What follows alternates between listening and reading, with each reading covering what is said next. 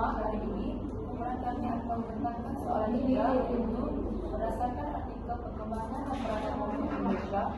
Satu kajian awal, uraikan perkembangan tersebut dan kaitannya dengan sekatan dan perkembangan dalam Akta Peruntukan Perusahaan 1967. Okey, apa itu mogok?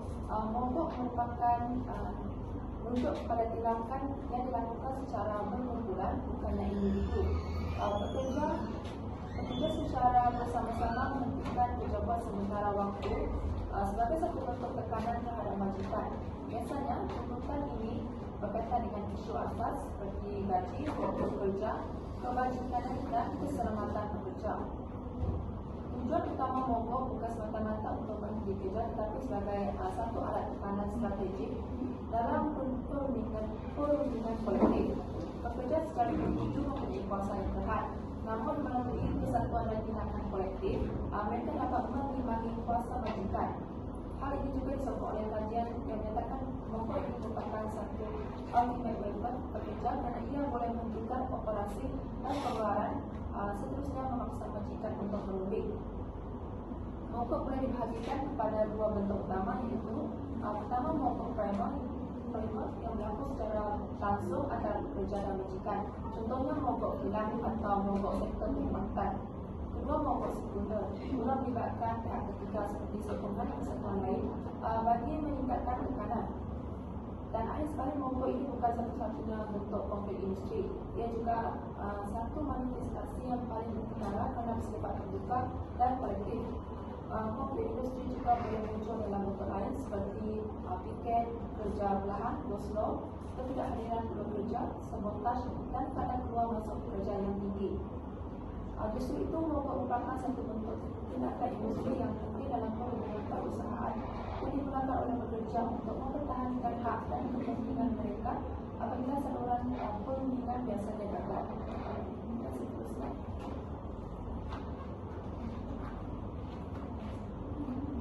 Seterusnya berkaitan dengan sejarah perkembangan mogok di Malaysia.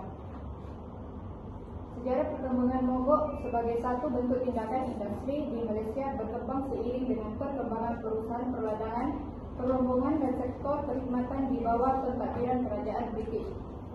Pengambilan buruh secara besar-besaran pada tahun 1920-an telah membentuk kelas pekerja di Malaysia yang didominasi oleh buruh Cina dan juga buruh India. Krisis ekonomi dan kondisi pekerjaan yang teruk menyebabkan para pekerja tersebut telah membentuk persatuan buruh bagi menyuarakan permintaan mereka berkaitan upah dan keadaan pekerja yang lebih baik. Tambahan pula, dalam sesetengah keadaan, para pekerja telah melancarkan mogok apabila tuntutan mereka tidak diterima oleh pihak majikan. Contohnya, mogok yang dilakukan di Kelang pada tahun 1941 oleh buruh India dalam sektor perladangan. Dalam tempoh lebih kurang 2 bulan, iaitu April hingga Mei 1941, para pekerja telah melancarkan sebanyak 28 kejadian mogok. Pada tahun 1947 pula, sebanyak 291 mogok telah berlaku di seluruh tanah Melayu dan turut dipengaruhi oleh Parti Komunis Malaya, yang menyebabkan pihak kerajaan telah mengisytiharkan darurat di tanah Melayu pada tahun 1948. Kawalan tersebut akhirnya memberi kesan kepada pergerakan kesatuan sekerja dan menyebabkan mogok sukar dilakukan. Namun begitu, perubahan ini berlaku dalam bentuk yang perlahan dan memakan masa yang panjang. Seterusnya saya akan membentangkan mengenai kes-kes mogok utama dalam sejarah perhubungan industri di Malaysia serta peranan kerajaan. Yang pertama, kita lihat kepada rangkaian mogok pada 1947 sehingga 1948. Pada tempoh ini terdapat sebanyak 291 kes mogok di seluruh tanah Melayu. Kebanyakannya telah dipengaruhi oleh Gerakan Parti Komunis Malaya (PKM) yang aktif menggerakkan pekerja. Situasi ini menimbulkan ketegangan industri yang serius dan akhirnya menyumbang kepada pengisytiharan darurat pada 1948. Yang kedua, mogok kereta api pada tahun 1962 diadakan pada 23 Disember 1962 sehingga 15 Januari 1963. Di dalam kes ini, pekerja kereta api menuntut upah bulanan yang lebih adil.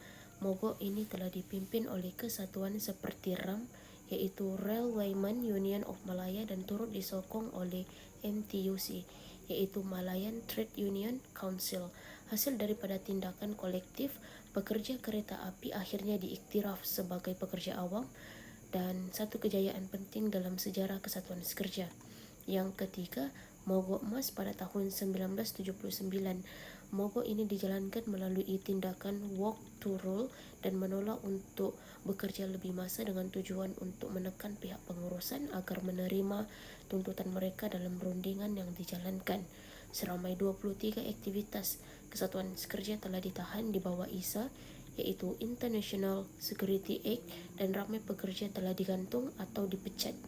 Kes ini menunjukkan bagaimana tindakan mogok boleh membawa implikasi besar jika melibatkan kepentingan negara. Seterusnya kita lihat kepada peranan pihak kerajaan yang mengambil tindakan untuk mengurangkan kesan negatif mogok kepada masyarakat dan perkembangan ekonomi negara. Kerajaan mewujudkan institusi khusus bagi mengatur dan mengawal pergerakan Kesatuan Sekerja dan mogok di Malaysia. Kawalan yang dilakukan adalah sejajar dengan dasar pembangunan negara. Selain itu, kerajaan turut mewujudkan Akta Kesatuan Sekerja. Keberkesanan kawalan perundangan menyebabkan bilangan mogok telah berkurangan dan memberikan pelbagai implikasi terhadap perhubungan perusahaan di Malaysia. Sebagai contoh, kelangsungan Kesatuan Sekerja. Baiklah, seterusnya saya akan menguraikan tentang kaitan mogok dengan Akta Perhubungan Perusahaan tahun 1967.